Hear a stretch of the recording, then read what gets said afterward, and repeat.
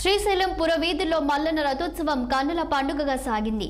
అశేష జనవాహిని మధ్య భ్రమరామ సమేత మల్లికార్జున స్వామివారి రథోత్సవం అత్యంత వైభవంగా నిర్వహించారు. ఉగాది పర్వదినం సందర్భంగా ముందుగా శ్రీ భ్రమరామ మల్లికార్జున స్వామి అమ్మవారి ఉత్సవ మూర్తులకు ఆలయంలో ప్రత్యేక పూజలు నిర్వహించారు.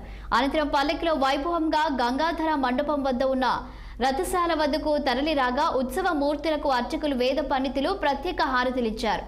అనంతరం శ్రీ స్వామి అమ్మవార్లు రథోత్సవానికి సిద్ధం చేశారు. శ్రీ స్వామి అమ్మవార్ల రథోత్సవాన్ని కనులారా చూసేందుకు వేలాది మంది భక్తులు తరలివచ్చారు. హరహర మహాదేవ శంభో శంకర అంటూ శివనామ స్మరణతో శ్రీశైల పురవీధులు మారుమోగాయి. రథోత్సవం సందర్భంగా ఓంకార నాదంతో చేస్తూ భక్తులు పులకించిపోయారు.